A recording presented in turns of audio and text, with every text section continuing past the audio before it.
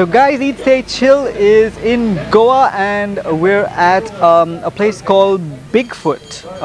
And this place is basically, they've recreated a ancient traditional Goan village. Yeah, it's very interesting. That's what we are told. We have to go in and have a look. But it has things like, you know, how the fishermen used to work. Yeah, it's how they used to live, how they used to run their daily lives, how different people used to run their businesses, like cobblers and fruit sellers. So they have these statues of people in their workplaces, at their houses, basically showing you how they lived in those days. Something like playing a game with some cashew nuts. Yeah, stuff like that. Yeah, so it's a more active version of a Madame Tussauds. It's quite interesting. So they have a guide as well. Yeah.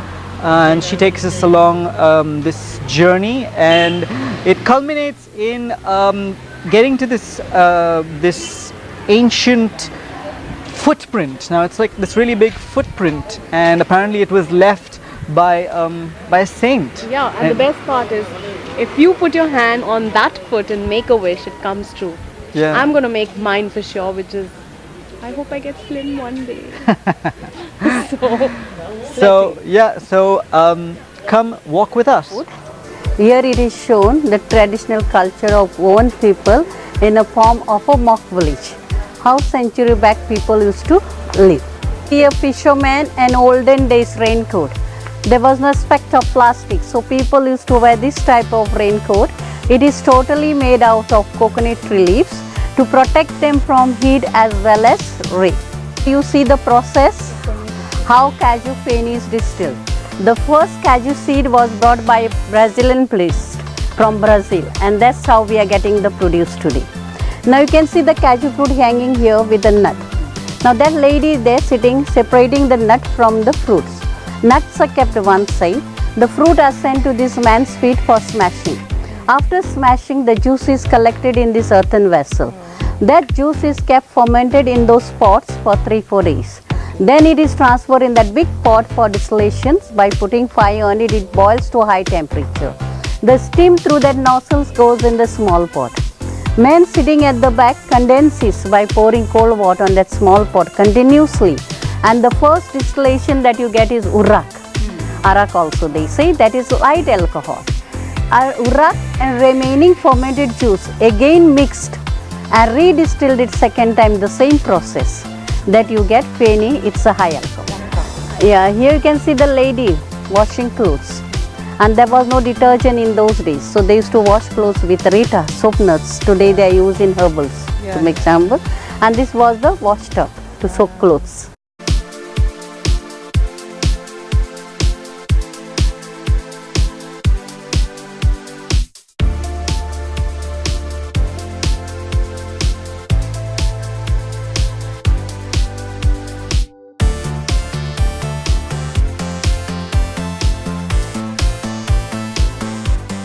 Alright, so we're here at the Friday market in Goa, and Eat Stay Chill is going to take you around and show you what the Friday market has to offer.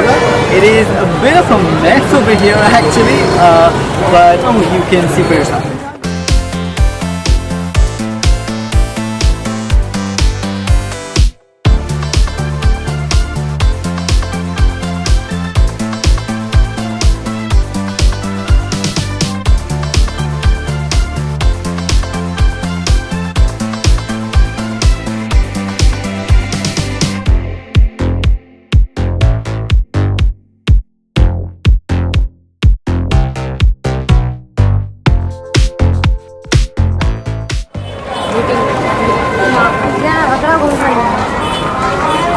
How does this look, Sailesh?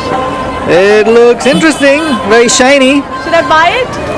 Yeah, go for it. Ask for the price first. Okay. कितने का है? 250.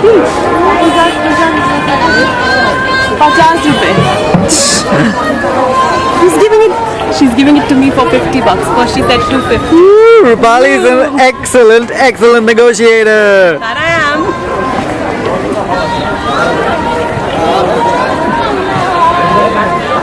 So this market, the Mapsa market also has some spices, and there's something called kokum. Now this kokum is a souring agent, and we also make sour curry with it, which is an amazing drink and a very good digestive. I just love it. You can have a look at the kokum a little more closely.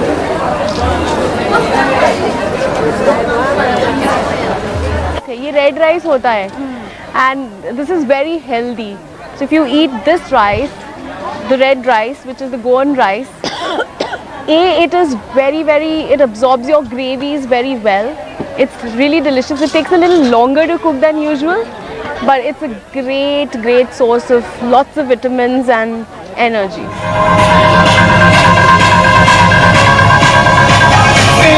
In the Goa mood at the boat cruise, starting from Panjim, and this is a really family kind of a boat cruise because the kids are invited to dance on the floor, then the parents are invited to dance on the floor, but the finale, something that we're really waiting for, is the local Goan dance. Now that's going to be something. Let's watch out.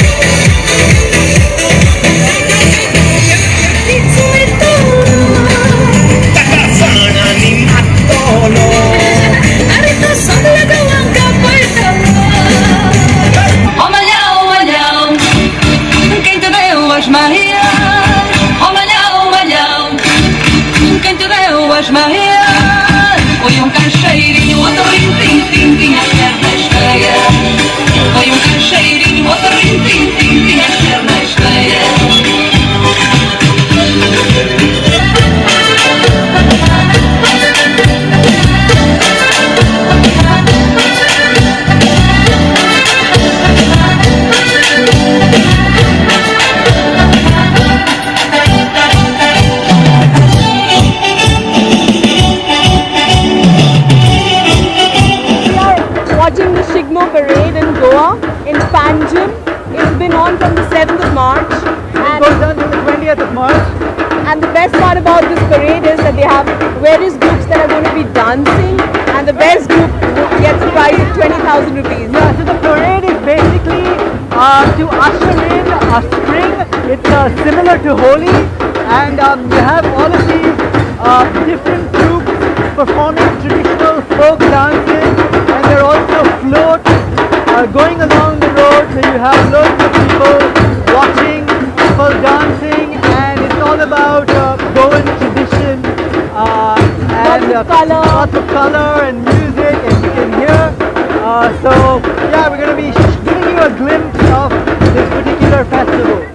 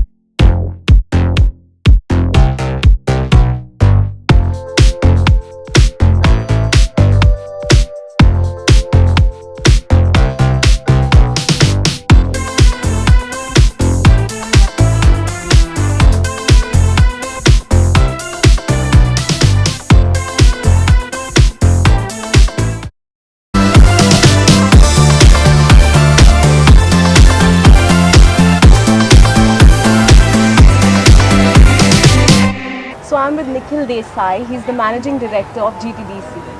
And we've come to know that Goa tourism is doing a lot in terms of making Goa the best tourist destination in India for foreigners and tourists alike, local tourists. So Nikhil, can you tell us something about what Goa tourism is doing in terms of telling people that there's more to Goa than just the beaches? Well, as you know, Goa has always been a beach destination, and since the early 70s, when the hippies came into Goa, that is when they put Goa on the world tourism map. And thereafter, Goa has never looked back. And after 80s, 90s, and later on years were considered as the consolidation years for Goa, and we have now become a household name in as far as the Indian tourism industry is concerned. We are also rated as one of the must-visit places in the world, and rightly so, because I think Goa is very beautiful. We are blessed with nature. 40% of the area is under green cover in Goa. We have some of the most lovely tropical beaches, and also most importantly, it is one of the safest places anywhere on this planet.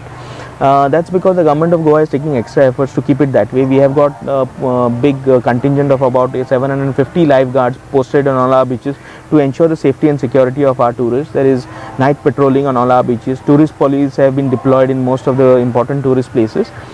Apart from that, I think Goa is much more than just beaches. We have lovely hinterland, we have ecotourism option, we have wildlife sanctuaries and park. We also are a rich repository of culture, the eastern and the western culture, because as you know, Goa was under the Portuguese influence. So we have lovely palatial Portuguese mansions, we have some of the best cuisine in the world, and Goa is the food capital as far as India is concerned, because you get food and cuisine from all over the world. We also have forts, which are a legacy of the Hindu and the Portuguese rulers.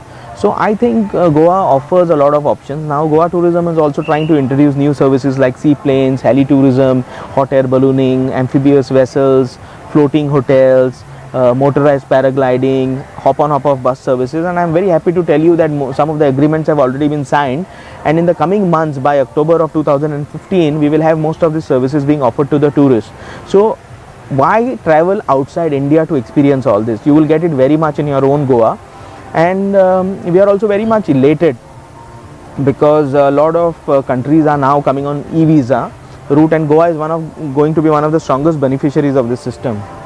The Dabolim airport at Goa offers e-visa facilities to foreign visitors, and now that government has announced that it will be extended to 150 countries, I think there is no looking back for Goa. And there will be plenty of options for holiday makers to come and stay in Goa as a destination where you can really spend your holidays well.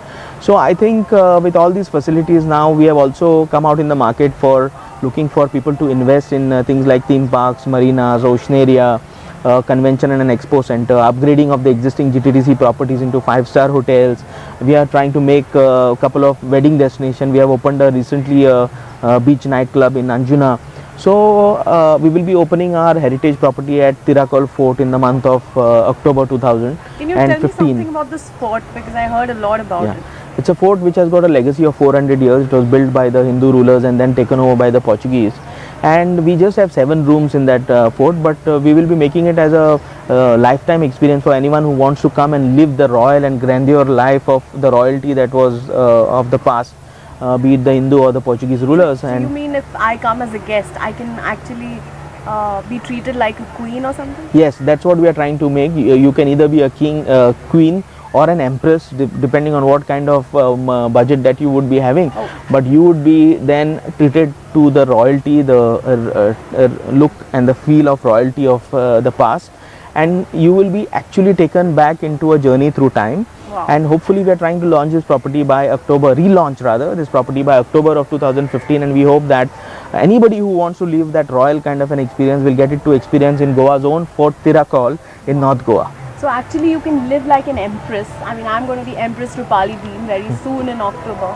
I hope it's affordable, the empress bit. So Well, being an empress has its own prices, but yes, let's wait for the pricing, because we have it's a kind of a public-private partnership model that we are working on, and hopefully it will be unveiled very soon.